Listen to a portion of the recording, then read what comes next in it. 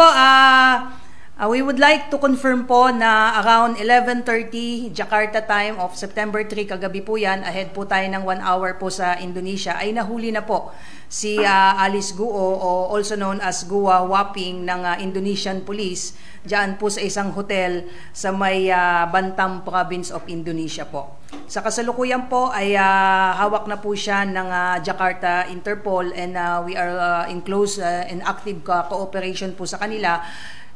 Ito pong arrest po na ito ni Alice Guo ay result po ng PNP's active coordination and cooperation po sa Indonesian National Police. Pursuant po yan sa Memorandum of Agreement na napirmahan po between the Philippine National Police and Indonesian National Police way back 2017, at kasama po doon sa cooperation po na yon at memorandum po is yung ating pong coordination in preventing and combating transnational crime, at of course yung exchange of intelligence information. So yung efforts po ng PNP ay nagbunga na po, at ito nga po under custody na po si Alice Guo ng ating counterparts. At kanina pong ito po siya, nahuli na po siya, para ayan po siya, sa isang hotel po siya nakuha, at leader lang po natin yung ating counterparts. Ito po siya, under detention.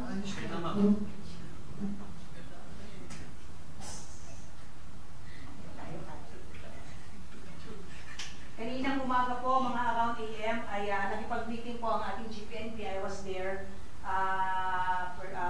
Na-witness po natin yung meeting po ng ating GPNP sa ating foreign counterparts para pag-usapan po kung paano po yung magiging paglipat po ng custody ni Alice Guo sa Philippine National Police. Ayan po, nag-meeting po via Zoom sila PNP, at ayan po siya, pinakita po. Hindi naman ako.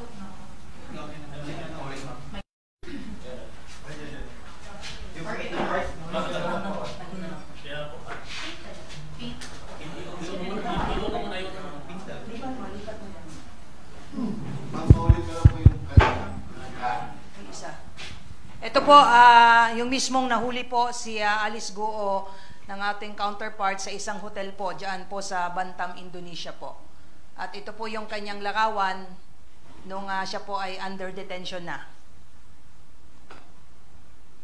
Mga around 5:34 po ito na nakuha po, based po sa timestamp po. Ito po yung pinakita po sa atin, yung proof of life, yung picture po ni Alice Guo habang nakikipag-meeting po yung ating GPNP kanina, mga around 8 AM po. Kanina nakipag-meeting po mismo yung ating GPNP, yung ating SILG ay nakikipag-meeting na rin po sa ambassador para pag-usapan po kung paano po yung magiging paglipat po ng custody po ni Alice Guo sa Philippine government through the Philippine National Police. So ayan po siya, pinakita po sa atin mismo si Alice Guo po during the meeting po. So ayan po siya. Yan, naka-smile po siya. Ayan po siya. Wala na. Ayan po siya. Batam, Indonesia po. Particularly po sa isang hotel po sa Sendana Park Residences, Kadukuru, G. Tangeran, Bantam, Indonesia po. So, unang-una ay nagpapasalamat po tayo sa Indonesian National Police dahil po sa kanilang kooperasyon ay na finally ay nahuli na po si Alice Guo, at inaayos na lamang po ngayon ni na SILG at ni na GPNP kung paano po maililipat sa atin ang kustodiya po ni Alice Guo po.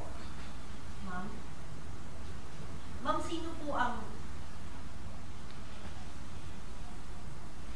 sino po ang susundo kay Alice Guo?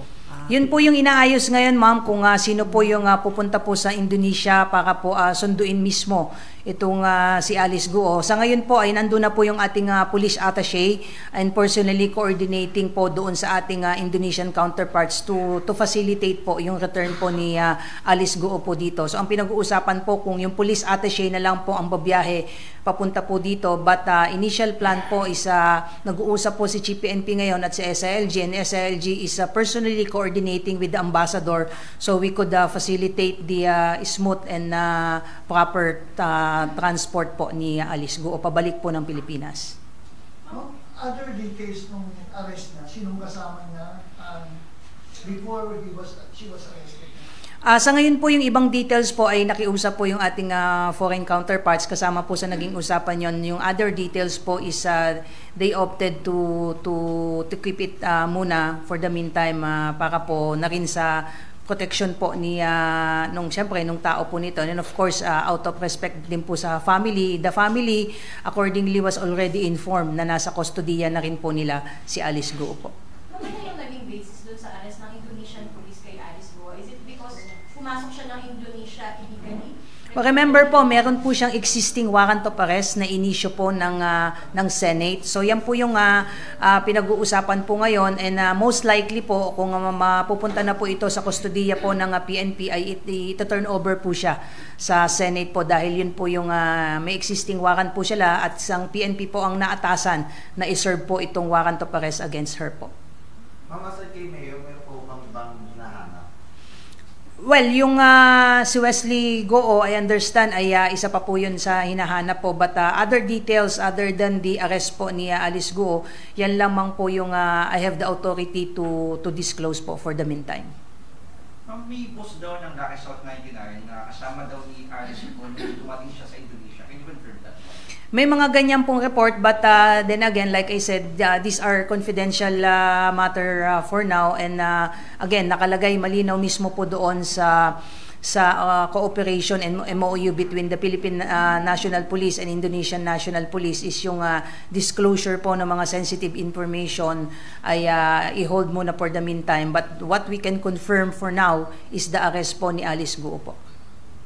Ma'am, yung mga images ba na yan, live yan na nakukunan ni PNP Chief kanina? Or nakita niya sa... Yes, nakita namin. I was there during the Zoom meeting, and we requested na maipakita sa atin si Alice Guo at pinakita naman sa atin nung ating counterparts po. So, initial messages or statement from Alice Guo? wala po.